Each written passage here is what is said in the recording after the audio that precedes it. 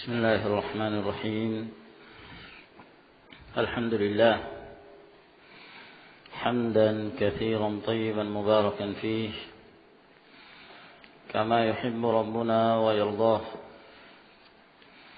وأشهد أن لا إله إلا الله وحده لا شريك له، وأشهد أن محمدا عبده ورسوله، وصلى الله عليه وعلى آله وأصحابه وسلم تسليما كثيرا. أما بعد. Kita lanjutkan kembali pembacaan dari kitab At-Tibyan fi Adab Hamalatil Quran. Qala al-Imam Abu Zakaria Yahya bin Sharaf An-Nawawi rahimahullah ta'ala. Faslun, pasal yang berikutnya. Ikhtalafal ulama'u fi kitabatil Qur'ani fi ina'in. Berselisih para ulama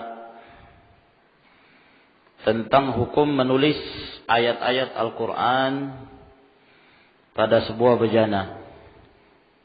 Ditulis thumma yughsal,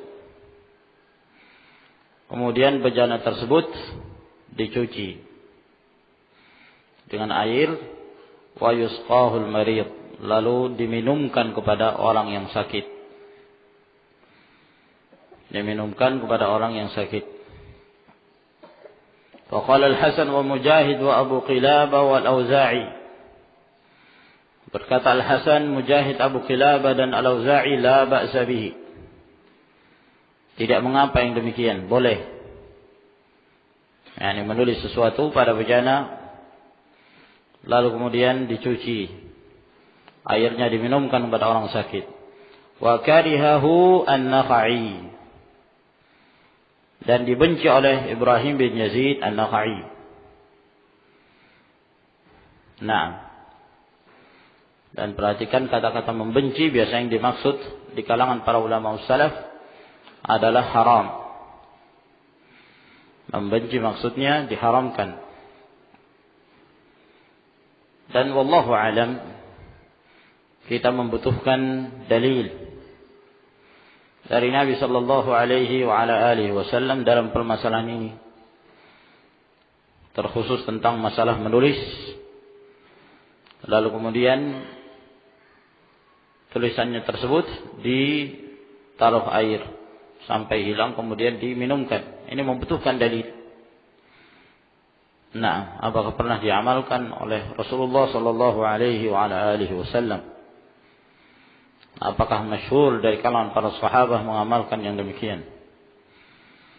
Dan juga yang demikian dikhawatirkan seseorang akan mengarah kepada selain Al-Qur'anul Karim.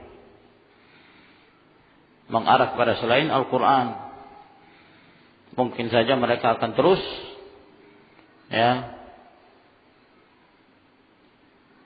menggunakan cara-cara tersebut dengan selain ayat-ayat Allah Subhanahu wa taala. Menggunakan huruf-huruf yang tidak jelas, yang tidak diketahui maknanya dan artinya. Qala al-Qadhi Husain wal Baghawi wa ghairuhuma min ashabina. Berkata al-Qadhi Husain al-Baghawi dan selainnya dari sahabat-sahabat kami, walau kutibal Qur'anu 'alal halwa wa ghairiha minal at'imati fala ba'sa bi akliha. Kalau sekiranya ayat Al-Qur'an itu ditulis di makanan, halwa, manisan. Ya. Nah, misalnya ditulis di bonbon, ya, permen atau yang semisalnya. Dari makanan-makanan, maka boleh saja dimakan. Nah, boleh saja dimakan. Nah, ini sudah tertulis demikian. Adapun tentang hukum menulisnya, maka ini pun membutuhkan dalil. Wallahu a'lam. Sebagian para ulama memang memberikan rukhsah, memberikan keringanan dalam hal menggunakan ayat-ayat Allah Subhanahu wa taala dalam perkara-perkara yang seperti ini. Dengan berdalil dengan keumuman firman Allah Subhanahu wa taala, "Wa nunazzilu minal Qur'ani ma huwa syifaa'un wa rahmatun lil mu'minin." Dan kami menurunkan Al-Qur'anul Karim ya dari ayat-ayat Allah Subhanahu wa taala yang di dalam ayat Allah itu mengandung syifa, menyembuhkan. Ya, sehingga mereka memahami menyembuhkan dengan cara-cara ya secara umum. Sampai di antara mereka ada yang membolehkan menggunakan tamimah dari Al-Qur'anul Karim. Menulis ayat-ayat Al-Qur'an lalu kemudian digantungkan di leher anak atau yang semisalnya. Namun yang rajih dalam hal ini wallahu a'lam bishawab, dihindari. Sebab dikhawatirkan jangan sampai mereka akan terjerumus ke dalam perbuatan kesyirikan. Demikian pula jangan sampai orang akan menyangka bahwa dia menggunakan jimat selain dari Al-Qur'an Karim. Sekedar dia melihat ada yang digantungkan, mereka menganggap itu adalah benda-benda tertentu, benda-benda yang memiliki keutamaan yang dapat mendatangkan manfaat dan kemudaratan. Sehingga sebaiknya perkara-perkara yang seperti ini tidaklah dilakukan, dan kita kembali kepada apa yang diamalkan oleh Rasulullah alaihi salatu wassalam, apa yang beliau ajarkan pada kita. Seorang dalam keadaan sakit membaca secara langsung dari ayat-ayat Allah Subhanahu wa taala, al-mu'awwidzat, qul a'udzu birabbil falaq, qul a'udzu birabbin nas, ya, atau membaca Al-Fatihah. Naam, atau orang lain membacakan pada dia meruqyah. Demikian pula zikir-zikir yang lainnya yang telah diajarkan oleh Rasulullah alaihi assalatu wassalam. Qala al-qadhi, berkata al-qadhi, walau kutiba ala khashabatin kuriha ihraquha. Kalau ditulis pada sebuah atau sepotong kayu, ditulis pada kayu, maka dimakruhkan kayu tersebut dibakar. Dimakruhkan kayu tersebut dibakar. Namun kalau dikhawatirkan jangan sampai ayat Allah Subhanahu wa taala yang tertulis pada kayu tersebut ya ditempatkan pada tempat-tempat yang semestinya, kayu itu dibuang di tempat sembarangan sehingga ayat Allah tersebut tidak dihormati dan tidak dimuliakan, maka dihilangkan dengan cara dibakar. Ya, yang demikian ini lebih aman. Menghilangkan ayat Allah Subhanahu wa taala dengan cara dibakar ini telah sabit dari Nabi sallallahu alaihi wasallam, ya.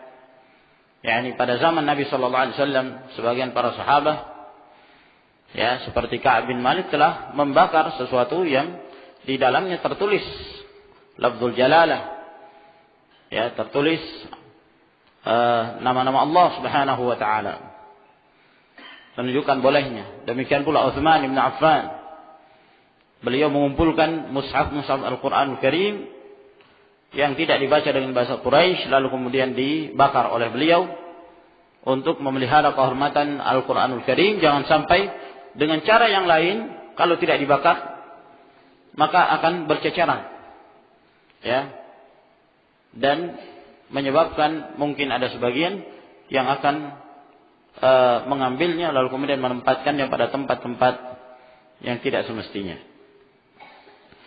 Faslun, pasal yang berikutnya, madhabuna annahu yukrahu naqshul hitan wa thiyab bil Qur'an wa bi asma'illahi ta'ala. Madhab kami bahwa dibenci mengukir pada dinding-dinding, ya, dan pada pakaian-pakaian dengan ayat-ayat Al-Qur'anul Karim. Nah, diukir di dinding. Nah, di masjid misalnya diukir. Tulis nama-nama Allah. Atau potongan-potongan ayat-ayat Allah Subhanahu wa ta'ala. Atau di pakaian. Ya. Pada pakaian ditulis ayat Allah. Nah, lalu gimana kalau dia masuk WC? ya, dia masuk tempat-tempat yang tidak semestinya, dia membawa yang di situ ada nama Allah Subhanahu wa taala. Sebagian mereka semangat inginnya syiar Islam. Ya.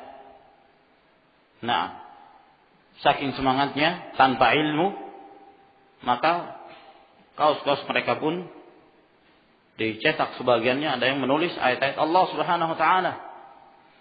Ya. Sebagian mereka lagi dengan semangatnya di atas kejahilan, bukan hanya ayat-ayat Allah, foto-foto, ya, gambar-gambar orang-orang yang mereka anggap tokoh. Seperti sekarang ini yang lebih tenar, seorang tokoh teroris Usama bin Laden. Nah, disangka oleh kebanyakan kaum muslim bahwa dia seorang mujahid. Nah, Allahul musta'an. Qala Atha, berkata Atha, la ba'sa bi kitabatil Qur'an fi qiblatil masjid. Tidak mengapa menulis Al-Qur'anul Karim, ayat-ayat Al-Qur'an di kiblatnya masjid. Nah, ini membutuhkan dalil. Ya, dan Nabi sallallahu alaihi wasallam mencela zakhrafatul masajid, menghiasi masjid dengan berbagai macam hiasan. Menulis-nulis kaligrafi di masjid termasuk zakhrafah, sehingga hendaklah dihindari. Wa amma kitabatul hurufi minal Qur'an, adapun menulis huruf-huruf dari Al-Qur'anul Karim, faqala Malikun la ba'sa bihi idza kana fi qasabatin aw jildin wa kharzin alayhi. Menulis huruf-huruf dari Al-Qur'anul Karim, kata Imam Malik, tidak mengapa apabila ditulis pada qasbah, kayu atau yang semisalnya, ya, batang pohon atau kulit atau mutiara. Wa qala ba'du ashabina idza kataba fil kharzi Qur'anan ma'a ghairi falaysa biharam. Apabila dia menulis pada mutiara atau untaian mutiara tersebut ayat Al-Qur'an bersama dengan yang lainnya, maka tidak haram. Walakinnal aula tarkuh, akan tetapi lebih utama meninggalkannya. Nah, likaunihi yahmilu fi halil hadath, disebabkan dia akan membawanya dalam keadaan berhadas.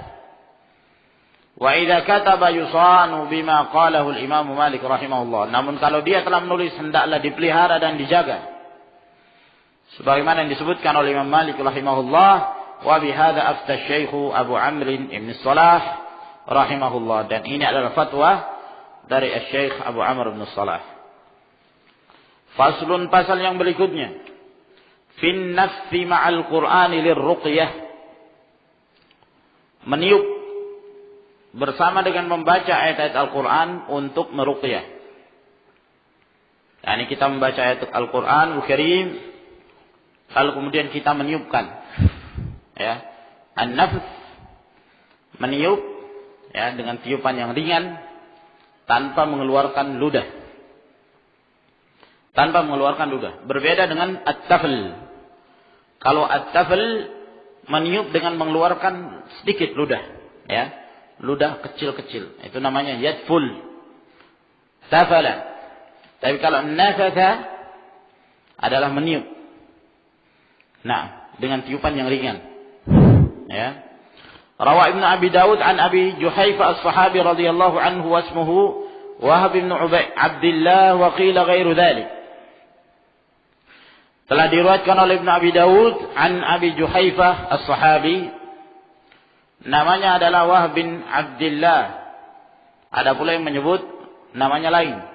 Wa anil Hasan al-Basri wa Ibrahim an-Nakhai annahum karihu dzalik. Dan dari Al-Hasan al-Basri, Ibrahim an-Nakhai, bahwa mereka membenci itu. Nah, mereka membenci seseorang membaca Al-Quran lalu kemudian ditiupkan. Wal mukhtaru anna dzalika laysa bimakruh. Namun yang terpilih, yang sahih, bahwa yang demikian itu bukanlah perkara yang makruh, bal huwa sunnatun mustahabbah. Bahkan ini sunnah yang dianjurkan.